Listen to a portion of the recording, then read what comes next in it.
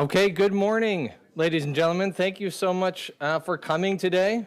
I did have to check my watch. It is morning still, and it is lovely to see all of you here. You braved the elements.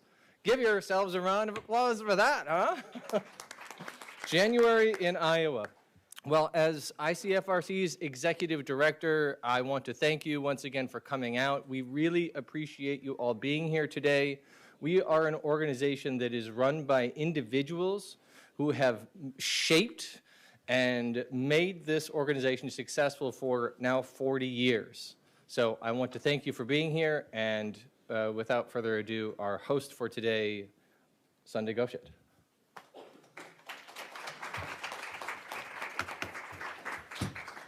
Thank you, Peter. Peter has welcomed you, and but I want to emphasize again that you're welcome to the Iowa City Foreign Relations Council program, featuring Sarah Terlouw and Aimerance Makunda on the topic of working with refugees and displaced persons, the IRC in Iowa. I want to thank you for joining us in person and those of you who are live streamed today. My name, like Peter said, is Sunday Goshet. I am an ICFRC board member, and I'm your host for today's program. This year marks Iowa City Foreign Relations Council's 40th anniversary. I thought that deserved an applause. We are celebrating our supporters, legacy in the community, and the bright future ahead of internationally focused programming in Iowa City. We want you to check our website, sign up for our monthly newsletter, and follow us on social media to learn more about the exciting events happening this year. Iowa City Foreign Relations Council wants to acknowledge and thank its donors, sponsors, and partners for their support. And among others, it includes the Iowa Arts Council through the Iowa Department of Cultural Affairs, Humanities Iowa and the National Endowment for the Humanities, the University of Iowa's International Programs, Honors Program, and Public Policy Center, the Stanley UI Foundation Support Organization, Midwest One Bank, Taxes Plus, City Channel 4 for providing online access to our programs along with the UI Library Archives. And last but not the least, actually with great gratitude, the Iowa City Public Library for their partnership providing our new home and for the refreshments served today. It's amazing. And we're very grateful for the long-standing support from those of you in our community who have helped our organization grow for 40 years. As a small nonprofit, we're primarily funded by the generosity of individuals.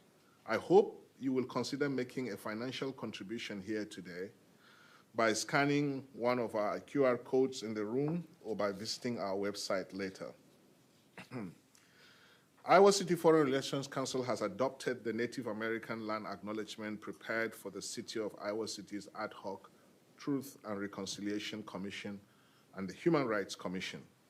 The Iowa City Foreign Relations Council recognizes that our home community of Iowa City now occupies the homelands of Native American nations to whom we owe our commitment and dedication. The full text of our acknowledgement is on our website at icfrc.org. I'd now like to introduce our speakers. Sarah Terlouw is the Executive Director of the International Rescue Committee in Iowa. Before joining the Iowa team, Sarah held the same position in Northern California and Kansas, overseeing diverse programs that offered services to refugees, immigrants, asylees, survivors of trafficking, and other vulnerable populations. Before joining the IRC in the US, Sarah spent 15 years overseas in conflict-affected settings, overseeing health, nutrition, women's empowerment, education, economic empowerment, and water and sanitation programs in the Democratic Republic of Congo, Nigeria, I just learned of that now. Central African Republic, Rwanda, and Mali. Sarah holds a Master's of Public Health and a Master's of Social Work from Columbia University. She is fluent in English and French and is working hard to improve her Spanish. Can we clap for Sarah?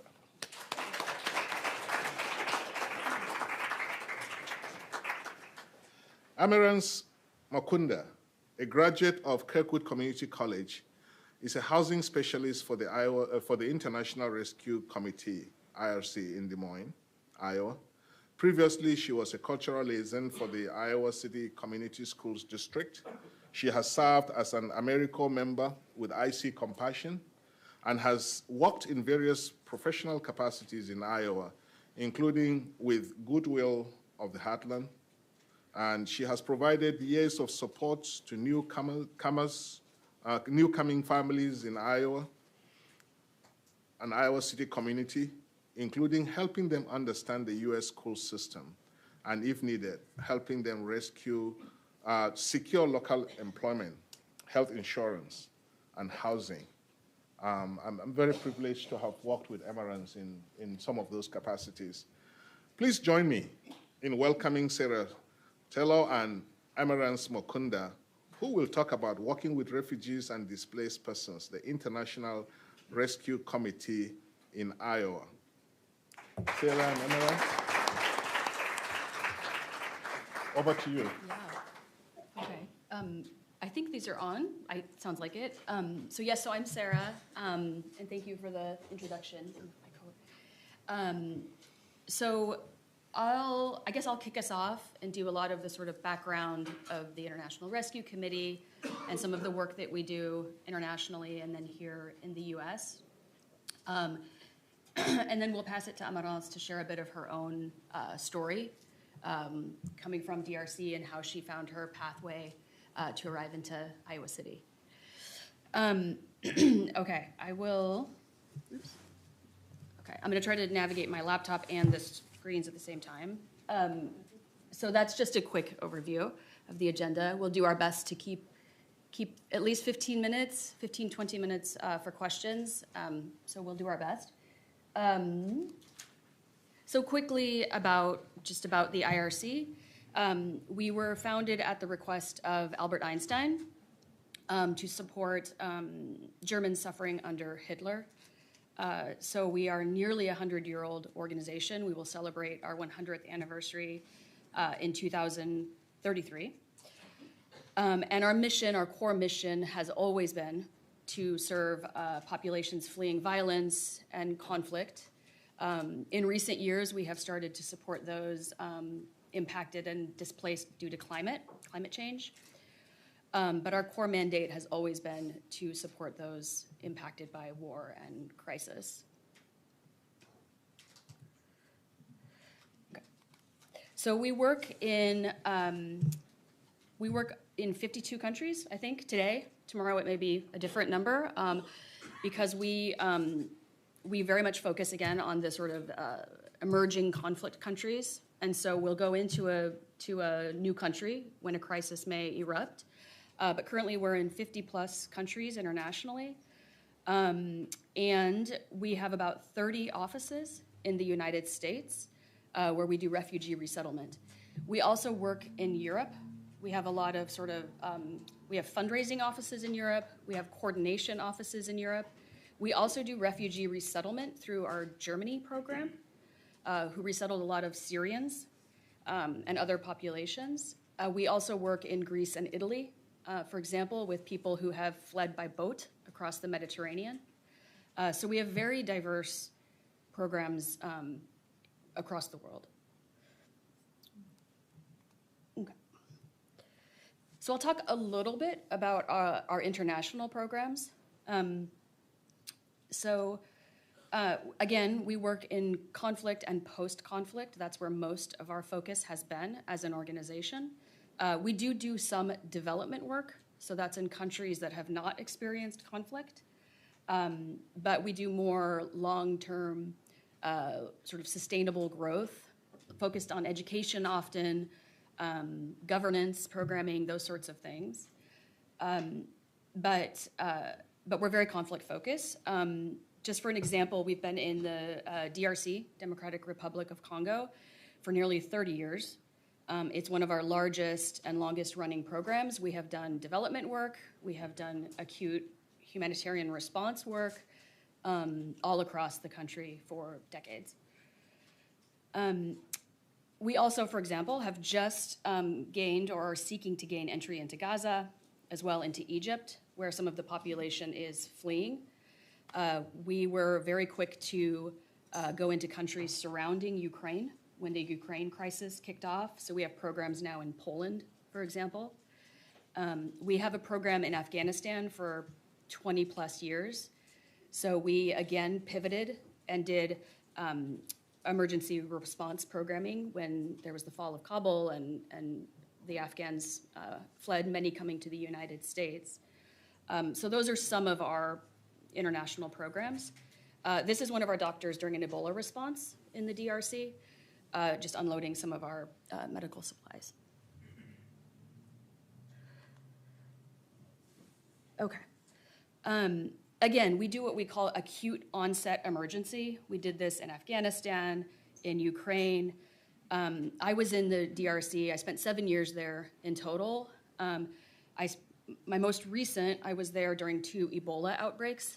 And so we did an emergency response to set up, we brought in doctors and nurses, set up clinics, set up treatment centers to respond to the Ebola outbreak. So we have a whole emergency team that will come in and deploy, who are experts in sort of starting off a new program in a conflict. They came into the Congo where we already had programming and then helped to set up very quickly our Ebola response programming. Same thing in Central African Republic. I worked there for 2 years. There was actually a government overthrow during that time. We had existing development programming, so we were doing very long-term supporting the government in education, in health. And overnight, almost literally, we had to shift to tens of thousands of displaced people fleeing into churches, actually.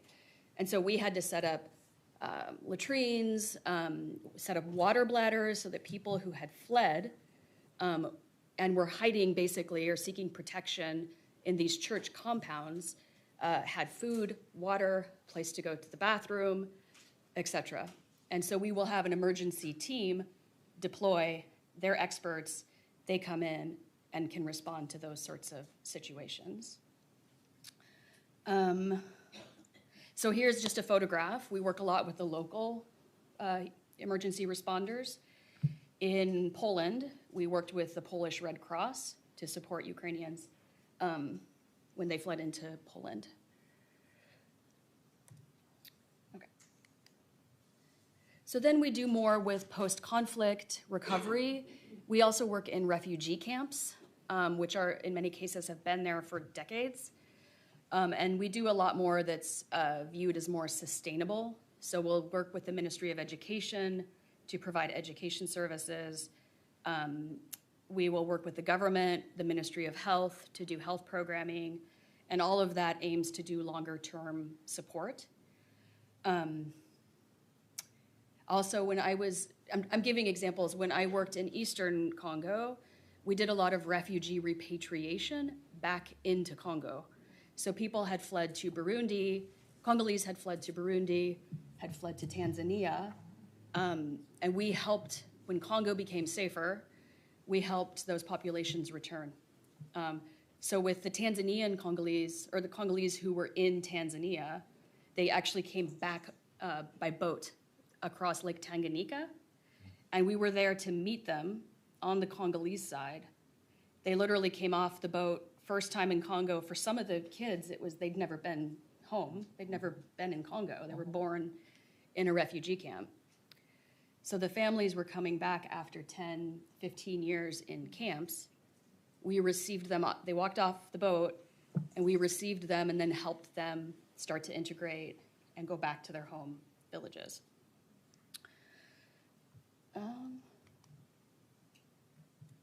Okay, I'll switch and speak now more about what's a little more relevant and US-based. We work in, I believe, 30 offices across 15 to 20 states in the US. You can see the map here. Some of these locations have been open for 40, 50 years. The IRC had an office, still does have an office in Miami.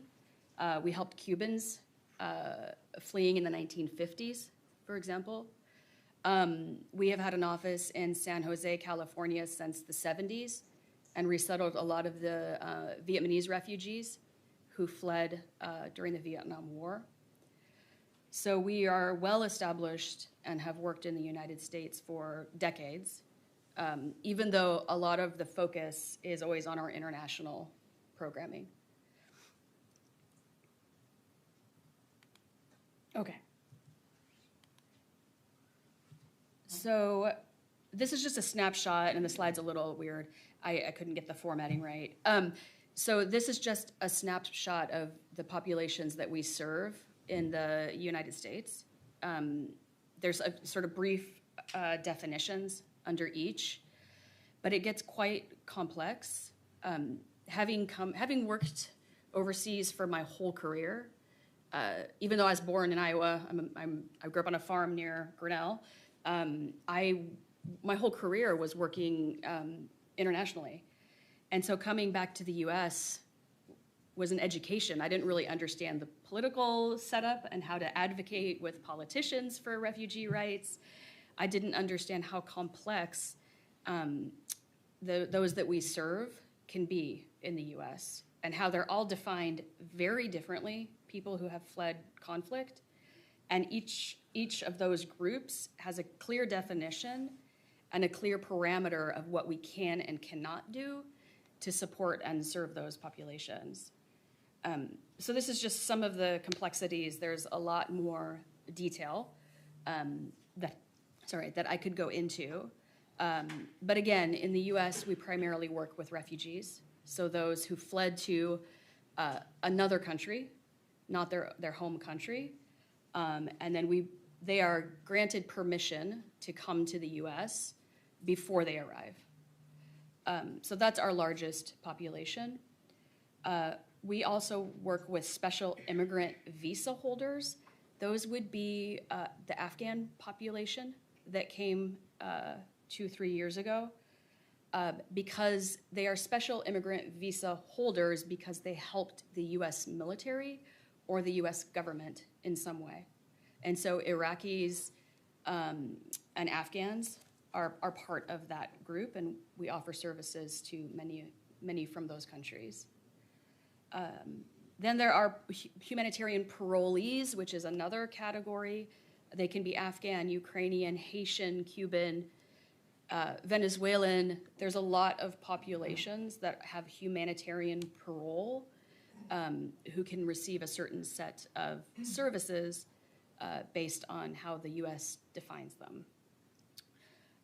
We also work with asylum seekers who do not have permanent legal status. They have applied to remain in the US after arriving in the US.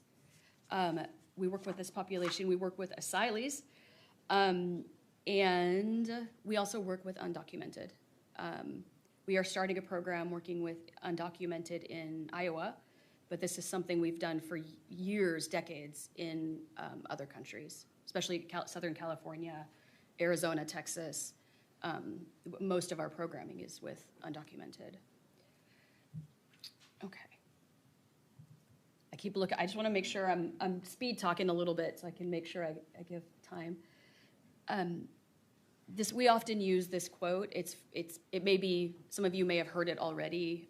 We use it a lot in sort of our sector of work, that I think the average refugee, the last statistic was 17 years is the average amount of time they spend in a refugee camp before their situation changes.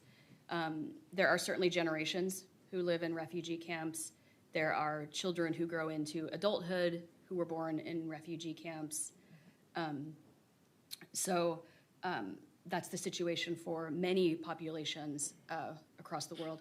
I worked in Congolese refugee camps in Rwanda, and they had been in existence for close to 30 years. And they had no prospects of returning. So but the Rwandan government would not integrate them. So basically they're stuck in this endless refugee status that will never change, unless there's something dramatic shifts in Congo. And then you have very new refugee camps. Again, Ukraine, a lot where they'll flee the border. I'm trying to think, Sudan, anywhere where there's been recent conflict, essentially there will be these new refugee camps. And then you have to find the land, you have to set up latrines and water and get food distributions going. So they really are very vast and diverse with different histories, the refugee camps across the world. And so that's where, but those refugee camps, which are run usually by United Nations High Commissioner for Refugees, it's called UNHCR. UNHCR usually runs these camps in partnership with maybe an INGO, an international nonprofit. And so that is also how the refugees start their trip to come to the US or Germany or Sweden or Canada, or wherever they may be placed. Just a quick word on the admission process to come to the United States. Oop, thank you. I put the slide up just to sort of demonstrate, and the next slide as well, how complex the process is. But the word refugee has been deeply politicized in the last 4 to 5 years. And the admission process to come to the US as a refugee is so complex and so thorough. It's probably the hardest way and the slowest way to come into the United States. The average, so this is just a little map of sort of the steps in the process. And it takes, if you see this slide, those are all the US agencies, Department of Homeland Security, just so many of the US government agencies that are part of the vetting process, that it will take years, 4, 5, 6, 10 years for a refugee from the moment they start the process to the moment they actually have an airline ticket to come to the US.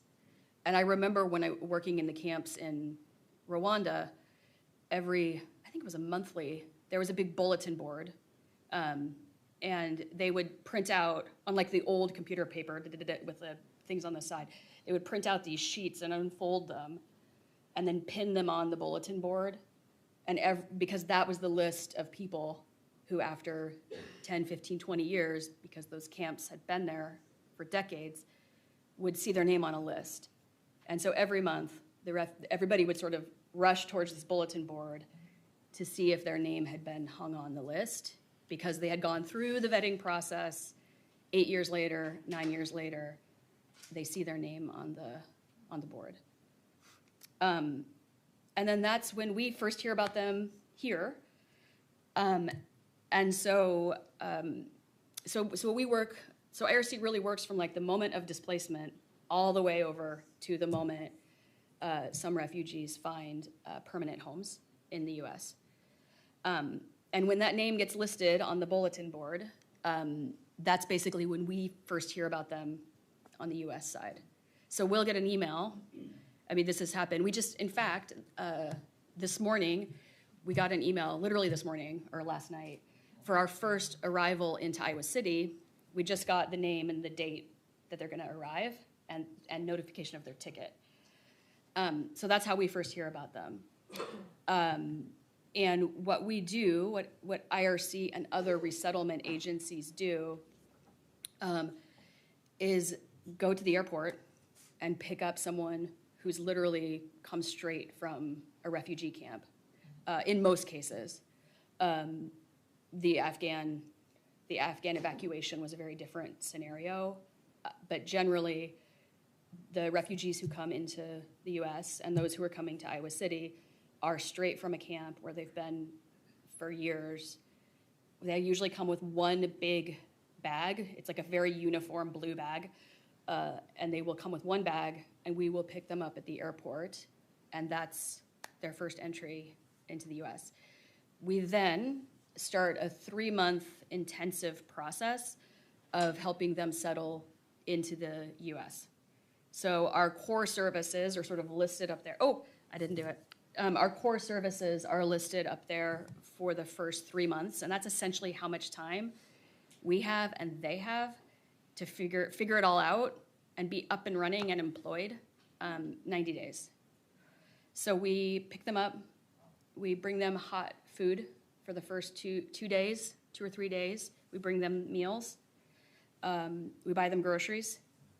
We get them enrolled in English classes. We start to look for housing, which Aimerance is working on here in Iowa City, and a variety of other services just to get the kids into schools. And those are some of the things we do for the refugee arrivals. Okay. So these are some of our programs. We do a lot with the first medical. Many refugees have been, depends, right? It depends. Some of the Syrian refugees, Afghan refugees came from very educated, had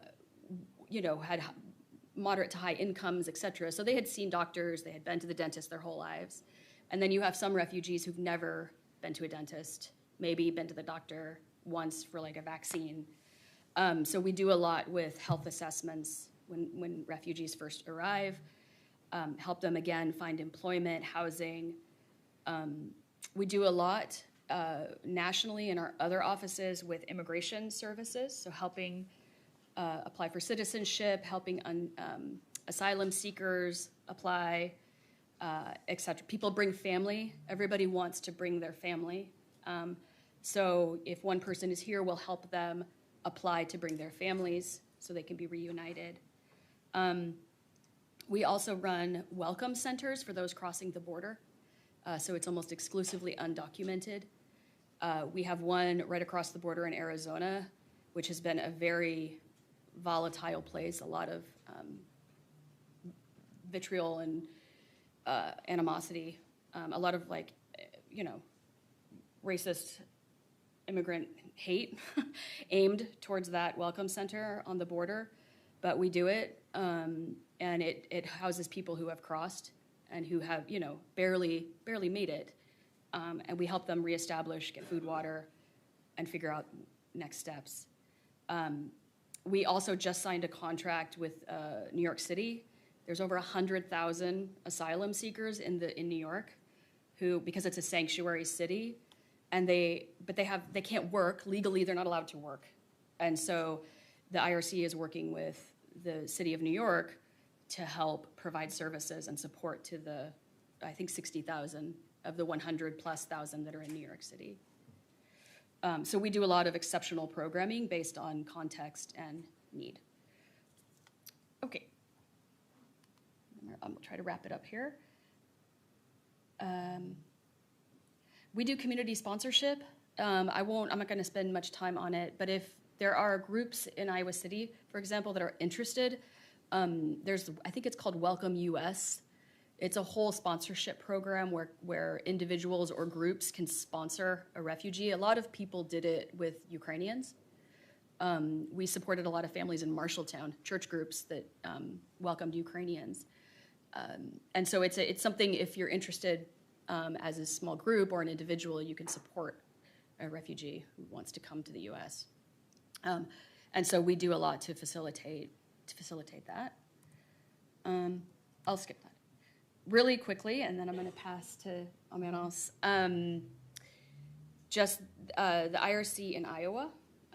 So we opened in Des Moines in July of, not last year, 2022. So a year and a half. And we just opened in Iowa City, which was amazing and thrilling, and so much support from Sunday and Peter and Mazahir and many members of the community who have been overwhelmingly supportive of IRC doing formal refugee resettlement here. We opened in October, but we just are starting to get our first arrivals now. We expect mostly Congolese, because Congolese have mostly been the population coming to Iowa. A lot of Afghans came to Des Moines. There's huge Bosnian populations in Waterloo. So it really depends. Every city in Iowa actually is very different. But we expect Congolese and probably Spanish-speaking populations. We expect more Venezuelans to come this year. We've been told that by the government, who have fled into Colombia. Yeah, and we'll see. You never know. You don't know until you get the email who they are, how many people, where they're from. So, but that's what we expect. And we've resettled about 330 refugees since we opened. And this year, our aim is 525. So every year, we have to identify how many. This year in Iowa, we're aiming to resettle 525. And we are one of several in Iowa, so that's not, there's more refugees set to come. But that's what IRC has said for our goal to resettle. So, yeah. Okay, I'm very conscious of time, and I want to pass to Aimerance. We have, as you can see from the photo, we have very diverse teams. We look for people, we look for people with, I didn't forward, there.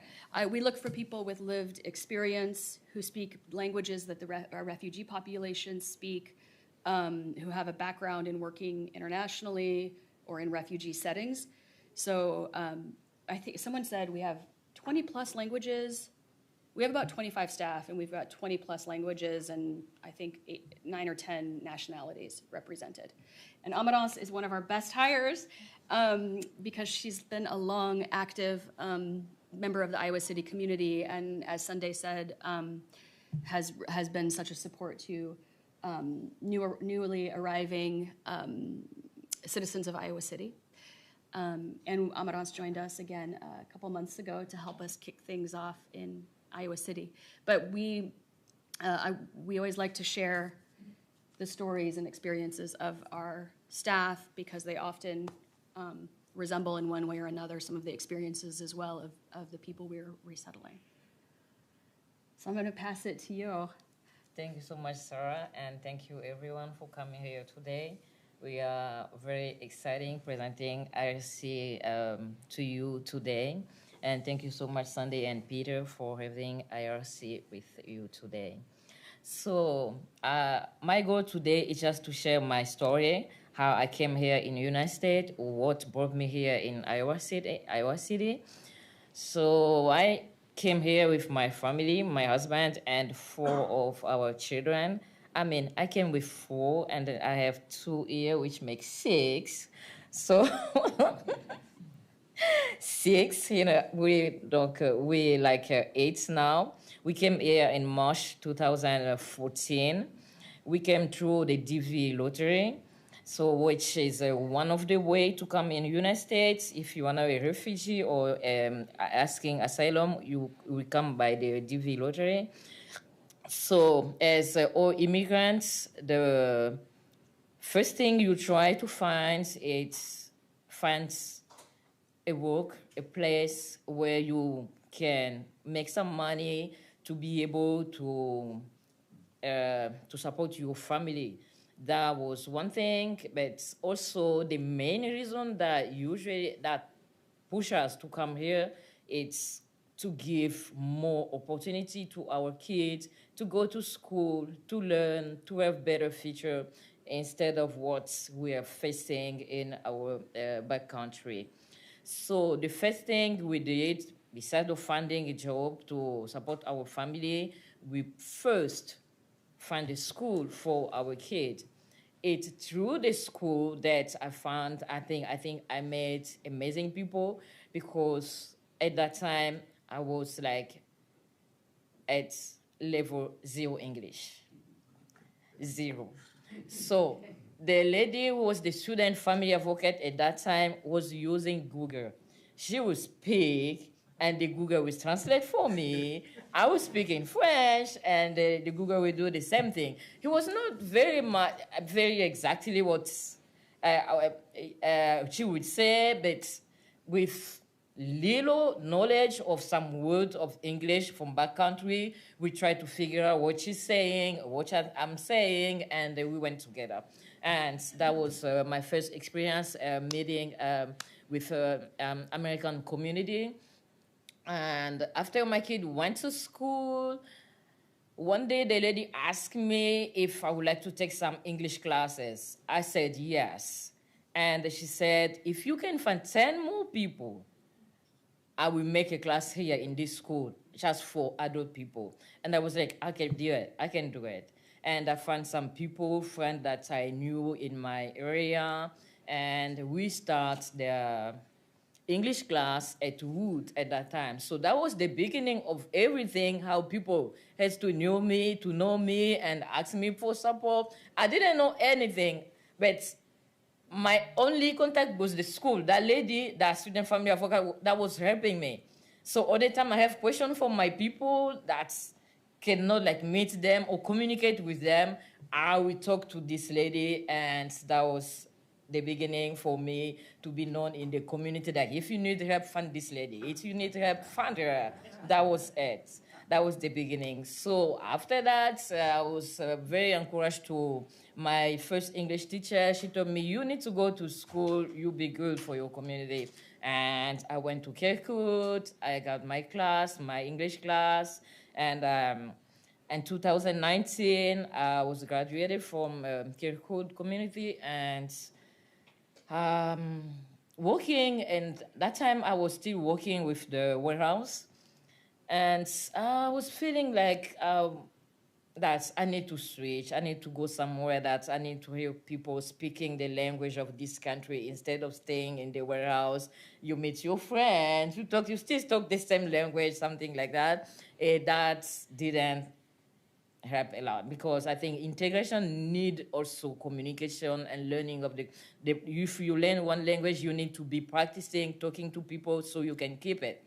So that was my next goal. I need to go somewhere where I will be working with people that can speak the different language that's my own language. And I went to do cleaning. I found somewhere to do cleaning. I was the only Congolese at that place, facing everything. Like someone is talking to you, you don't understand. That you have to do it. You have to do something. You don't do it rightly. They will hate on you, but you still learning when they're talking to you. It was kind of frustrating, but we made it. And after that, I was like, I found another job with Goodwill. I was working as a community supporting working with people with disability, going around with them. That was actually very helpful for me because I knew how to buy stuff, like special things, like how to go shopping with American people. It was very learningful for me. I learned a lot from that job.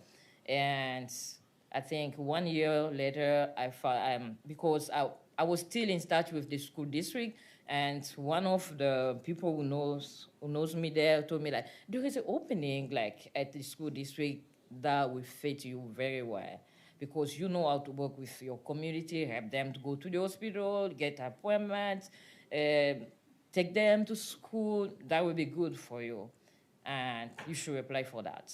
I applied for that job, and I was hired a couple months later. So I've been in this position about 4 years, and here I am in IRC. For me, it's okay. For me, being here in IRC, I think will help me be very efficient, helping my community. I know that I've been very helpful to them. But I think now, as I said during my interview, I told Sarah, like, now I'm not only working with Congolese people, but I'm working with more than Congolese people because I know it's not only Congolese people, as you heard here. It's not only Congolese people coming here. There is more people that need help, that need our support because we know how to do it. We know how to register to school. We can tell them, and we can make their life a little bit better than where they are coming from. Wow.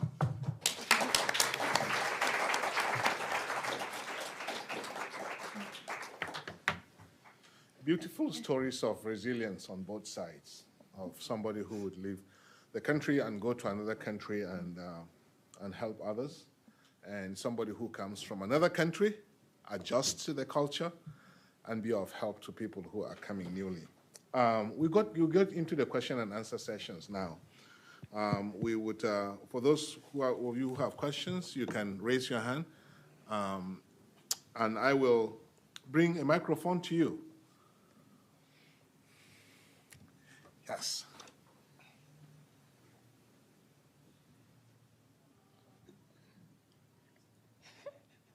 As I'm a piano teacher, I'm interested in what musical opportunities refugees have.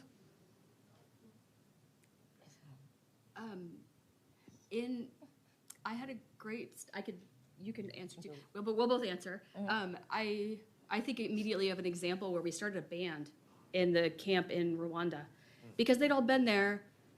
They were so bored. They couldn't work. They had no prospects. They had no hope. It was just terrible. And so I had a great staff member who tried to create events and activities and new things to do. And we got funding. We had a tiny pot of money to build a playground. And we had to teach the kids how to play. They had never seen a slide. They had never seen swings. And we started a rock band. They wanted a rock band. And so we got a little amp, and they would do their jam sessions in the camp, in the refugee camp. But that was exceptional. That's an example that comes out. But it's very hard. You barely have food in some circumstances, so not a lot of opportunity to, But Yeah, I think that's true. If, as Sarah said, if you don't have food, you don't know where to go, you don't have anything like that can keep your mind away from what you're seeing in front of you. I think it's very rare, but it's true that people can sing mostly mom when they're carrying their baby, maybe to help them stop crying or do something, then they will be singing. It's mostly like those kind of things. Just a quick question, but first I want to say, Sarah, Aimerance, thank you so very much for this excellent presentation, and we are so very happy to have IRC in our community. My question is about one of the slides that you showed us. If I'm not mistaken, Des Moines and Iowa is really the only state in the Midwest with an IRC office. Is that right? At least as I saw it on the map. And I'm struck by how unique that is. Not seeing one in Illinois, in the Chicago area, for example. And I'm wondering if you might speak for a moment about what having IRC in the Midwest, in this region of the country, means for operations for the organization. Yeah. Well, I was thrilled because, when I started working with IRC 12, 13 years ago internationally, I never in a million years would have imagined I'd be sitting here working for the IRC in Iowa. But I'm thrilled. And I think the reason IRC has expanded or is working to expand it is in the Midwest is because we've recognized that historically it's been concentrated on the coasts, East Coast, West Coast. And those aren't sustainable communities to be a refugee in. You're never going to buy a car. You're never going to own a home. You're going to struggle paycheck to paycheck. And I advocated, and I think a lot of people advocate, to do more in the Midwest. It is safe. There is space. There's security. There is affordable housing. There are good schools. There is a welcoming community. And so I think there's been a very intentional move by IRC to try to do more and to do more in the Midwest. So we have an office in Kansas that's fairly new compared to the older ones. And we just opened in Kentucky, which is in our efforts to get more Midwest. Yeah. Nice. Yeah. It's obvious that IRC is a huge operation. Where do you get your funding? Yeah, we get a lot from governments. So we get a lot from the federal government, which makes it also very challenging because, again, it's become so politicized, the refugee. That used to be something any politician, it was very generally supported. But in the last 6, 7 years, it's become increasingly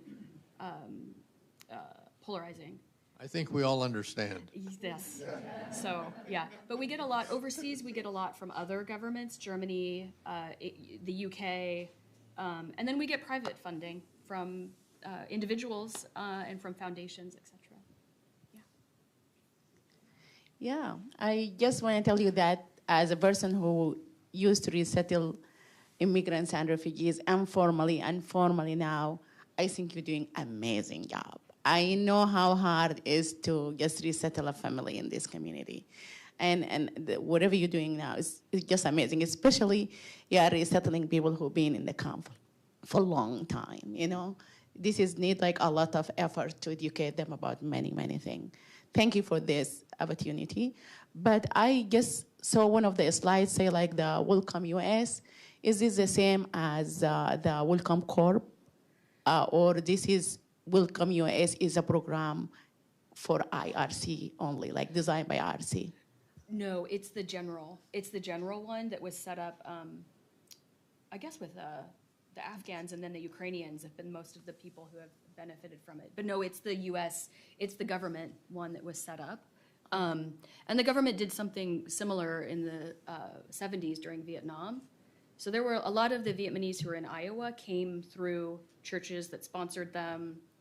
So it's very similar to that. How different that's from Welcome Corp that like 5 people can sponsor a refugee? Is that the same thing? It's the same. It's more that we help the sponsors, so like the church group or the individuals, we help them where they struggle.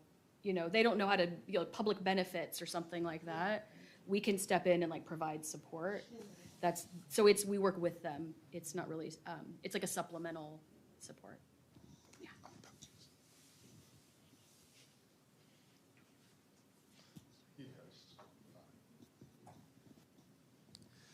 Good morning. My name is Patrick Adu.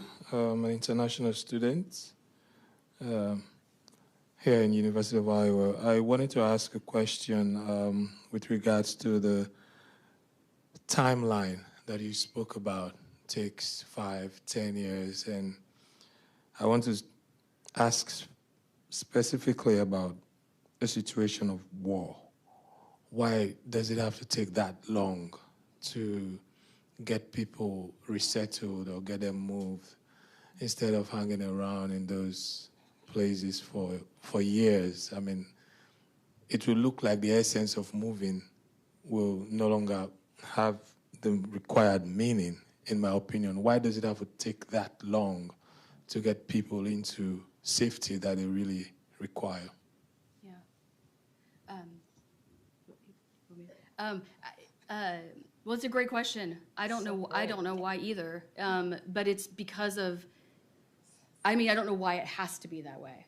But the reason it is the U.S. government and the bureaucracy and the administrative wheels of the U.S. government. And I think, again, increasingly so, I think the vetting process has gotten even slower, more rigorous, more painstaking because of so much hatred towards refugee populations. And so there's even more effort to sort of prove these populations are not terrorists, they're not coming here to, you know, attack the U.S., et cetera. But I think ever since, Syria, right? Since then, I think it's gotten even more challenging. And that's just, it's the reality of politics and the U.S. government more so than anything. Thank you very much for the talk. This is very informative. I have a question about the numbers that you mentioned. You said that Iowa welcomed, was it 350, and the goal is to up it to 525 this year. So what exactly do those numbers refer to? Is it people who have gone through the 90 days and then are in IRC's hands, or what?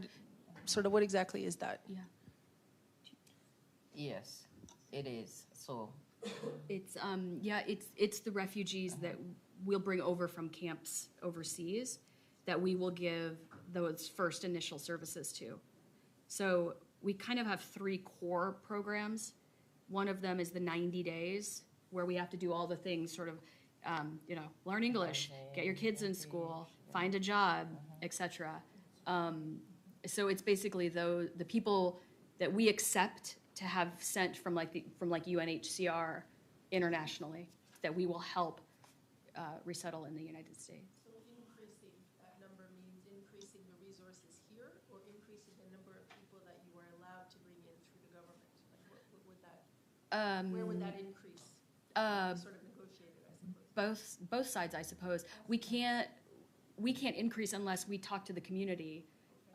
We had dozens of meetings before we opened in Iowa City, for example, to make sure, can the schools welcome another, X number of children who don't speak English? Can the University of Iowa, for example, do they have the capacity to do health screenings and then treat complex medical cases a lot of the time? And if they do, if we can tick those boxes, then there's the local capacity, and then we have the capacity to bring them and then have the community support. This is a little more specific, but earlier you talked about how you're having increasing numbers of climate migrants and refugees and stuff. I'm not an expert, obviously, but I think that climate migrants aren't yet awarded the same protections internationally as refugees and asylum seekers and stuff. So has that hampered your efforts to help these people out? It's harder to sort of define when you're supporting someone who's left because of climate, but it's absolutely happening. And Northeast Nigeria, we worked in Northeast Nigeria. There was the Boko Haram terrorist group that displaced a lot of people, and it's Sahel. It's the Sahel. We had to dig, I think it was miles to hit the water. What do you call it? The water table, and it was only getting worse. The Sahel part and the water was going down. So these were populations that had fled violence, and you're in an increasingly hostile environment to grow produce, to have access to water. We had to wait months because we had to bring in a special huge auger, and it took weeks of just drilling down, and then finally they hit the water table. But that's how challenging it was because climate is exacerbating existing difficulties. Yeah.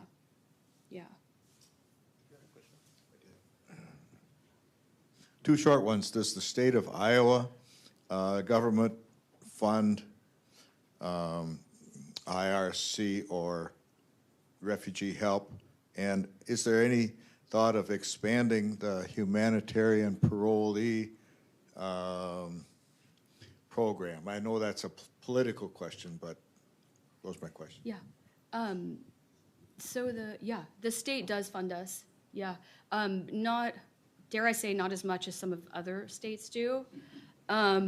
It's also because of Governor Robert Ray. I never knew this till I came back to Iowa. Because Robert Ray was he welcomed the Vietnamese refugees, and Iowa was the first state to do it in the 70s. And Robert Ray is still known for having done that and been the leader, and he was a Republican. And so Iowa was very unique in that Iowa had the state of Iowa implemented refugee resettlement when the Vietnamese came. And so there's this long history that's very unique to Iowa, and how they fund partners. But yes, we receive money from the state. Yes. And what was the second? The expansion of the humanitarian parole. Oh, yes. Program, is that, should it happen? And I guess it's a political question. Yeah. I think the parolee program is problematic in a lot of ways because it's temporary. And so you don't have any legal, you have no pathway to citizenship or permanent legal status. You're basically on this rotation every 2 or 3 years that you have to reapply for parole and be allowed to stay in the US. And some people are here for a decade or more, and they never can legally stay, and they never know if their parolee status will be renewed. So I think it's one of those complex, situations on how you provide services to populations that are not meant to stay here, permanently. After this, I'll take just one more question because Okay. sorry. Thank you both for sharing. What are the most important things that employers can do to be welcoming and accommodating to refugees who are seeking to be hired? Yeah, I will answer to that one. That hit me. Like, providing interpretation will be the best thing.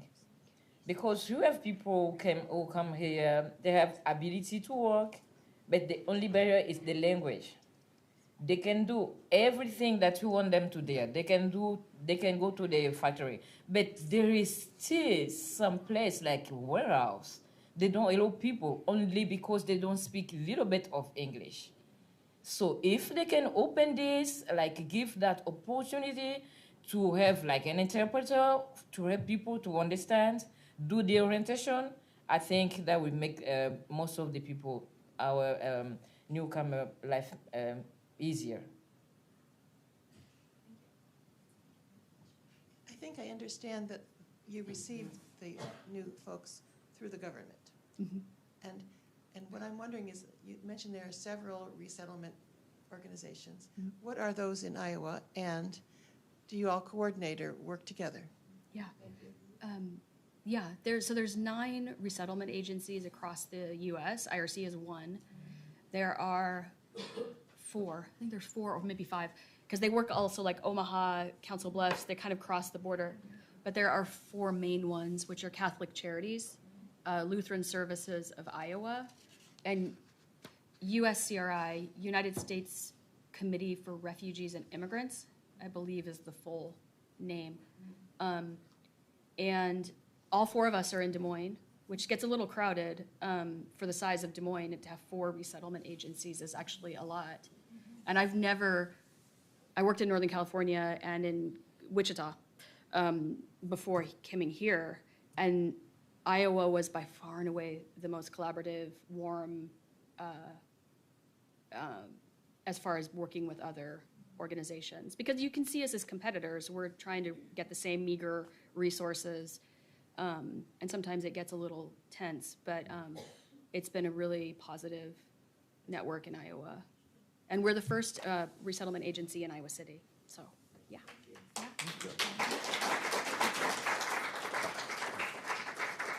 You give me a minute. Could you put a post if you have steps or resources Oh, locally?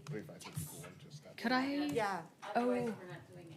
Could I? Yes, and that's sort of how I wanted to end it with, oh, wait a minute. Here, there you go. So there's ways you can help.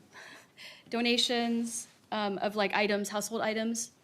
We have to set up housing. They need beds, they need sheets, they need spoons, they need everything. And we can't buy all of that. We don't get enough money to do it. We need volunteers to do like transfers, drive people to their health appointments, teach English classes. So there's lots of opportunities. Let me see. How about that? I'll leave that up if you're interested, but just, sorry, those are some of the ways you could help. And because we're new in Iowa City, we really do need volunteers. If there's church groups that want to do a backpack, back to school, winter coats, do a household setup where you get together and get everything a family will need to move into a house. We do those sorts of things. Do you have a drop-off center, or do we have to contact you? I'd reach out to us because our office is so new here. We're still getting things like set up in a sort of seamless way. We're not there yet. And if you want to reach to them and you want their contact, we can give you their contact. Yeah. Okay. I just wanted to speak to the last question about another organization that's doing this work in partnership with these wonderful folks who are starting up in Iowa City. You might see these flyers, the Immigrant Welcome Network. The IRC is really constrained sometimes in what they can do, in part because of their ties to the federal government and the funding. So a lot of times what happens after those 90 days, maybe 90 days after, a year after, is that refugees will move in an attempt to, continue to resettle. And when they move, they lose all of that support. And so what we get a lot of times, especially here in Iowa, is Iowa has a huge number of what's called secondary refugees. So refugees who have official refugee status, but were relocated somewhere else and then come to Iowa City. And so our wonderful Mazahar has started up the Immigrant Welcome Network to try and support those folks who are completely off the radar of any kind of agency. I'll let you say. And not only refugees, we resettle new immigrants who arrive to Iowa, whether they came through the diversity visa lottery or they are undocumented or anyone who just came new to Iowa. We created Immigrant Welcome Network of Johnson County. Our goal is to help resettle the newcomer by make them self-sufficient. We rented a house. And this house now in Bredishim by Northwest Hy-Vee, and we 4-bedroom house. Currently there is 2 families live in that house who just came new, and we help them navigate the system. That we find job for them. We register their kids to the school, and now they are ready to move to their own apartment and house on February 1st. We house people for 45 days, and during these 45 days, we work hard to help them resettle. So the new family that we have is Egyptian family and Sudanese family. They are in the house right now, and by the 1st of February, they will be in their own home. One family get 3-bedroom house, and the other family get 2-bedroom apartment. Their kids register at the school at Shimmick, and they are now working. Both parents are working. One work at the school district, one at like a child care. So this is how we make them just like self-sufficient, because this community have a lot of good resources, but not necessarily the people know about it. And also because of language barrier, everything, weather barrier. But the need is really great. Our house is not covering the need. We, in the top of that, we resettle also 76 family who are doubling up somewhere. So I hope you go pick up this one from there. And Aimerance is in our board of directors too. So please, I don't want to take from your time. Just go and see this. And if you can help many ways. Just go and check our website. Thank you. Thank you so much. This has been very interesting. Thank you very much, Sarah and Aimerance, for your excellent program today. I think that the kind of questions that have come up and the engagement here shows that this is a very important topic to members of this community. Our next program features speakers Ayman Sharif, Brandy Jensen, and Will Kapp in pursuit of food justice, globally and locally. Join us from 12 to 1 on Wednesday, January the 7th, here in the same venue and online too, where our panel will discuss food justice, a social movement ensuring universal access to nutritious, affordable, and culturally appropriate food for all as a growing imperative today. Only by examining the structural disparities of food systems and by becoming prepared to accept a meaningful change can we address the urgency of food insecurity, particularly for communities of color and low-income communities. The Global Food Project in Johnson County, which they will discuss, is one example and of how people in Iowa have come together for an inclusive, just, and sustainable way forward. With that, thank you all so much again for joining us today, and we are adjourned.